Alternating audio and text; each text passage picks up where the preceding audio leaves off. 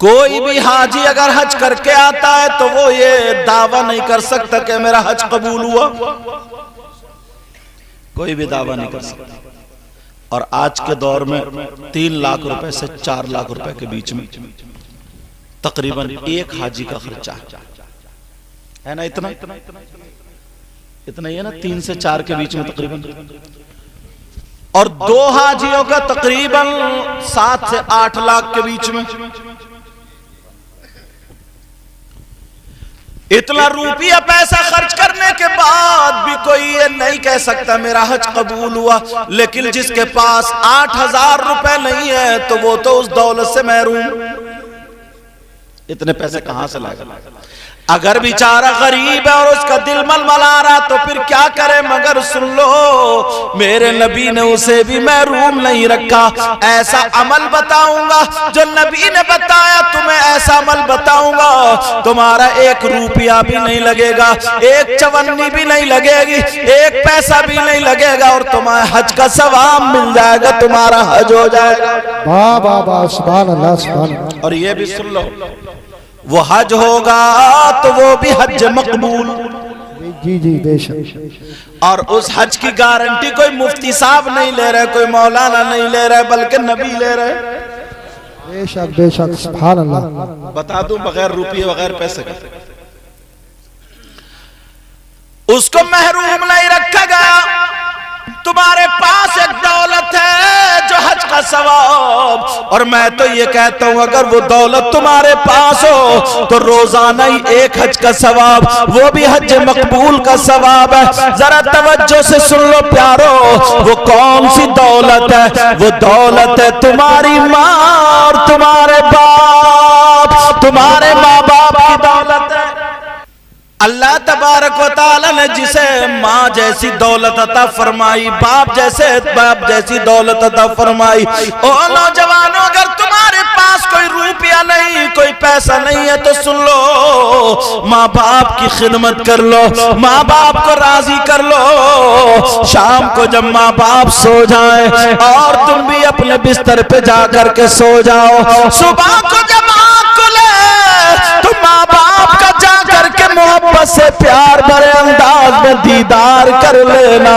अगर तुम माँ बाप का मोहब्बत से दीदार कर लोगे तो नबी फरमाते हैं 1 हज मकबूल का सवाब मिलेगा। वाह वाह वाह, जिंदाबाद। क्या मिलेगा बोलो? रोजाना कर सकते हो ऐसा, मगर करते हो? हम आ जाएं तो हमारे हाथ चूमते चूमते, या कोई और पीर साहब है उनके हाथ चूमते चूमते नाक लगा देते, नाक ऐसे होता है, इतना रगड़ते, इतना सड़ा और नजर आए तो हमारे अम्मा के कभी हाथ नहीं चूमे, अब्बा के भी नहीं चूमे। अच्छा बोलो, बात सही है नहीं? मैं भाई किसी और को नहीं कह रहा हूँ, पहले मैं तो अपने आप को कह रहा हूँ। मेरे ही हाथ चूमते चूमते चलो सैयद साहब आए, इतना चूमो, इतना चूम, रगड़ दे ना के और लिपटा फिरेगा, नारे तकबीर, नारे रिसालत, समझे? ऐसे हालात मगर अम्मा के नहीं चूमेगा, अब्बा के नहीं चूमेगा। एक मसला बता दूं, अगर गलत साबित कर दो तो मुंह मांगा इनाम। इसलिए पहले मैं मदरसे का आदमी हूं, बाद में स्टेज पे आया हूं। तवज्जो बता दूं, 1000 मुझ जैसे मौलाना या पीर, अच्छे नकलियों की बात मैं नहीं कर रहा हूं, नकलियों को तो मारो गोली, समझे? जो असली है बेचारों ने असली जो है ना, असली उनको भी पीछे कर दिया नकलियों ने। 1000 मौलाना, 1000 मुफ्ती, 1000 पीर, वो भी अच्छे वाले 3000 हो गए, तीनों लाइन में खड़े हो, और तुम्हारी माँ तुम्हारे बाप इधर लाइन में खड़े हो, समझ गए? 3000 पीर मौलाना मुफ्ती खड़े लाइन में, तुम्हारे माँ बाप अगर इधर खड़े हो और तुम्हारे माँ बाप तुमसे नाराज हो, और ये मुझ जैसे मौलाना या पीर या मुफ्ती 3000 सुबह से लेकर के शाम तक अगर तुम्हारे लिए दुआएं करते रहे, जब तक तुम्हारे माँ बाप नाराज है, एक की भी दुआ तुम्हारे हक में काबिल कबूल नहीं। वाह वाह वाह, सुभान अल्लाह सुभान अल्लाह। मगर कभी किसी ने अब्बा के हाथ चूमे, कभी अब्बा के पांव दबाए। बाज बाज हाँ सब एक से नहीं होते, और बाज बाज तो इतना बदतमीज है, कहता है इस बुढ़िया ने घर में आग लगा दी। अम्मा को कहता कि इस बुढ़िया ने घर में आग लगा दी, मगर बाज बाज बुढ़िया भी जहर की पुड़िया ये बता रहे हो। वो भी बहू से बहस करने में इतनी आगे बढ़ गई, इतनी आगे, वो नहीं सोचती है कि मेरा मकाम कितना ऊंचा, मैं अम्मा हूं। तो लोगों, नबी फरमाते अगर माँ बाप राजी तो नबी भी राजी, खुदा भी राजी। और जब ये राजी, अब अगर पीर साहब के हाथ चूमो, मुझ जैसे मौलाना के चूमो या किसी और पीर के चूमो, तुम्हें सवाब मिलेगा। वाह वाह वाह, सुभान अल्लाह। लेकिन पहले जड़ पे पानी डालो, तभी पत्ते हरे होंगे, तभी पत्ते। बेचारी अम्मा परेशान है, अब्बा भी परेशान है, और पीर को या मुझ जैसे मौलाना को कांधे पे टांगे भर रहा।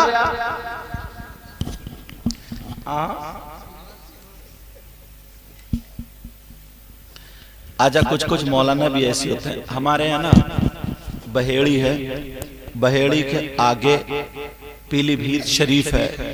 पीलीभीत शरीफ में एक बड़े पाए के बुजुर्ग, बहुत बड़े पाए के वली, जिनका नाम शाजी मियां हुजूर आता है। ये हमारे रामपुर में सैयद हाफिज शाह जमालुल्लाह, उनके खलीफा शाह दरगाही, उनके खलीफा शाह अहमद अली शाह जो भटपुरे शरीफ में है, और उनके खलीफा शाजी मियां हुजूर, या फिर हमारे नाना मियां सादिक मियां टांडे में बिस्मिल्लाह शाह मियां बूरे में, और भी बहुत रोशन फकीरों का सिलसिला है। बहुत बड़े पाए के बुजुर्ग हैं, बहुत बड़े पाए। तो वो एकदम सादा थे शाजी मियां हुजूर, कंगी का काम करते थे, कंगी। कभी पीलीभीत शरीफ जाना हो तो सरकार में हाजिरी जरूर देना। तो अभी कहाँ है वो जो उनके मुरीद हैं? तो ताल्लुक तो सारे वलियों से रखते हैं ना, वो थोड़ी वो तो बहुत पहले थे, तो उनसे मुरीद थोड़ी, उनके खलीफा, फिर उनके खलीफा, उनसे मुरीद होगी। अब सुनो मैं जो बता रहा था, अल्लाह वाले ना शाजी मियां हुजूर सादा रहते थे, तहमत बांधते थे, नीले कलर का ज्यादा होता था। तो वो दिल के हालात पहचान लिया करते थे। कोई दिल में कोई बात लेके आता था ना, तो बस वो एक नजर डालते थे ऐसे और मुस्कुरा दिया करते थे, पहचान लिया करते। उनकी एक खास बात थी, कश्फ बहुत आला मकाम पर था। एक दिन तालाब के किनारे पर बैठे हुए वुजू बना रहे थे, तो कुछ मौलाना ना चिढ़ते थे। दो मौलाना थे, हर तरीके की दुनिया होती है हर दौर में। वो ये कहते थे यार ये फकीर है, इसके पीछे सब भागे फिर रहे, यूं है तो, और मैं इतना बड़ा आलिम हूं, मौलाना हूं, यूं पढ़ाऊं तो पढ़ाऊं, मदरसे पढ़ाऊं, मुझे कोई नहीं देखता। वो गलती पकड़ने के चक्कर में रहता था। मगर क्या पता था बेटा गलत जगह हाथ डाल रहे हो, यहाँ तो चोर भी वली हो जाओ। समझ रहे? यहाँ तो चोर भी वली हो। अल्लाह वालों की तो शान ही अलग है। अब शाजी मियां हुजूर तालाब के किनारे पे बैठे हुए वुजू बना रहे थे। पानी लिया, फिर कुल्ली उसी में कर दी, फिर नाक में पानी लिया, वो भी उसी में। तालाब में ऐसे नहीं होता। अच्छा ये बात गरीब नवाज तक पहुंचती है। गरीब नवाज ने भी अना सागर में ना वुजू बना रहे थे, तो उस तालाब को दूसरे धर्म वाले लोग पवित्र जानते थे। दिन भर राजा महाराजा, रानी महारानी बड़े बड़े कुकर्म करते थे, नाक पकड़ के 3 डुबकी मारते थे, वो कहते हम पवित्र हो गए। अब ये फकीर गरीब नवाज और उनके साथ गए तो वुजू बनाने, मारा कुल्ली उसी मारा उसी में नाक, तो उन्होंने सबने शिकायत कर दी पृथ्वीराज से, साहब फकीर आए पूरे पानी को गंदा करे दे रहे हैं। बोले क्यों? बोले वो तो मुंह में भर के फेंक रहे हैं, और बोले नाक में से क्या क्या निकाल के फेंक रहे हैं, पाँव धो रहे हैं, हाथ धो रहे हैं, पूरे तालाब को गंदा कर। उन्हें क्या पता था कि ये गंदा नहीं कर रहे हैं बल्कि पूरे हिंदुस्तान की गंदगी को धो रहे हैं। तो अब जब बुलाया वहां पे तो बोले अच्छा, बोले ऐसा करो गरीब नवाज, बोले तालाब पे पहरा लगा लो, पानी मत दो इन्हें। पानी बंद कर दिया, तालाब पे पहरा लगा दिया। ख्वाजा गरीब नवाज की बारगाह में ख्वाजा कुतुबुद्दीन बख्तियार काकी, जिनका मदार शरीफ महलौली शरीफ दिल्ली में, वो आए, बोले सरकार सरकार, दौड़ते भागते, बोले क्या बात है? बोले हुजूर पानी बंद हो गया। तो बोले परेशान क्यों हो?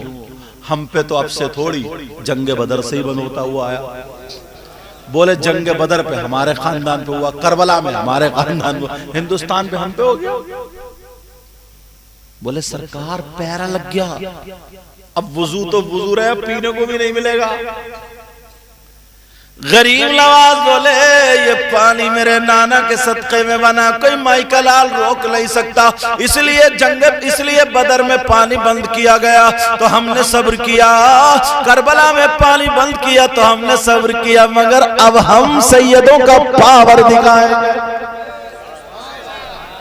सुभान अल्लाह, सुभान अल्लाह। खुद नहीं गए, बेटा इधर आओ, आए, प्याला ले जाओ और कह देना ना सागर से तुम्हें ख्वाजा पियाने बुलाया। बोले जहां तक जा सकते हो चले जाना, जहां रोक दिया जाए पानी से कह देना। आज का मुरीद होता कहता सरकार इतना बड़ा प्याला और इतना बड़ा तालाब, क्योंकि आज का मुरीद भी कम से 3 दौड़ी। सही बता रहे, बाज तो इसी चक्कर में रहता, मियाँ बस ऐसा तावीज दे दे कि मालदार हो जाओ, बस मियाँ ऐसा तावीज है मेरा कारोबार अच्छा है, इसीलिए मुरीद हुआ। ये इसलिए मुरीद नहीं हुआ कि मियाँ मेरे ऊपर नजर डाल दे तो मेरी आखिरत अच्छी हो जाए, इसलिए सब नहीं है ऐसे, मतलब कोई है ऐसा, कोई ऐसा होता है जिसके बहुत ज्यादा घर में परेशानी चल रही है, तबीयत खराब है, तो आता मियाँ के पास, मियाँ मुरीद कर लो। क्यों? बोले इसलिए घर की परेशानी, नियत ये होती है। ख्वाजा गरीब नवाज कहने लगे बेटा जाओ, जहां तक जाओ, रोक दो तो कह देना। ख्वाजा कुतुबुद्दीन बख्तियार काकी जा रहे हैं, क्योंकि पीर और मुर्शिद ने कहा यार मुरीद भी वलियों का सरदार और फिर गरीब नवाज तो नहीं। ख्वाजा कुतुबुद्दीन बख्तियार काकी, उधर पीर और मुर्शिद गरीब नवाज जा रहे हैं। 2 लाठी ऐसे करके लगा दी पुलिस वालों ने, पहरेदार ने, नहीं जा सकते। क्यों? बोले तुम पे पानी बंद कर दिया है, तुम्हें पानी नहीं मिलेगा। बोले हम पे पानी? बोले जी। अना सागर दिखाई दे रहा था, गरीब नवाज के मुरीद ने कहा अना सागर सुन ले, तुझे ख्वाजा पिया ने बुलाया। बोलो हिंदुस्तान की तारीख है कि नहीं, पानी आया कि नहीं आया? पानी, अल्लाह के वलियों का पावर देखो। अब यहां पर भी शाजी मियां हुजूर वुजू बना रहे, कुल्ली करी तो उसी में, नाक दिया तो उसी में, चेहरा धोया तो उसी में, हाथ धोया उसी में। तो आपने मसाह किया तो चौथाई सर का मसाह कर लिया, पूरे सर का मसाह नहीं किया। अब उन मौलाना ने फिट कर दिया, चौथाई सर का मसा करना फर्ज है और पूरे सर का मसा करना सुन्नत है, और जो सुन्नत पे अमल ना करे वो वली हो ही नहीं सकता। मगर क्या पता था बेटा, तूने पियालों से नहीं बोलोगे, तूने पियालों से, मैंने पी निगाहों से। तूने पियालों से,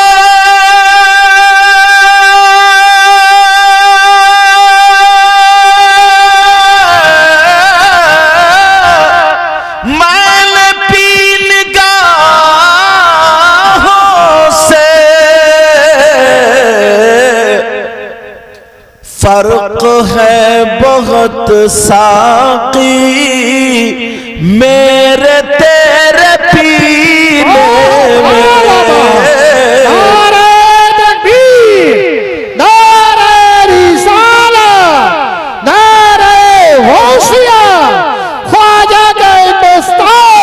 अब वो दोनों मौलाना बड़ी तेजी से चले कि चलो अब चल के फकीर को उधेड़ेंगे, मगर क्या पता था बेटा गलत जगह हाथ डाल लो, वो तुम नहीं उधेड़ोगे, वो तुम्हें ही सुधार देंगे। दोनों मौलाना बड़ी तेजी से दौड़े कि चलो चलो चलो जल्दी चलो जल्दी चलो, ऐसा ना हो उठ के चले जाएं।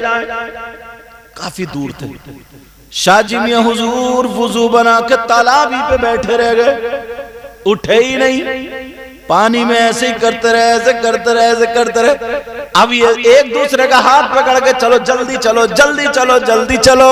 जैसे ही शाहजी मियां हुजूर के करीब जब दोनों मौलाना पहुंचे, कुछ कहने वाले ही थे, इतने में शाहजी मियां हुजूर ने यहां से अपने सर को पकड़ा, पकड़ने के बाद ऐसे किया ला इलाहा इल्लल्लाह, यहां से अलग कर लिया और हाथ में ले लिया।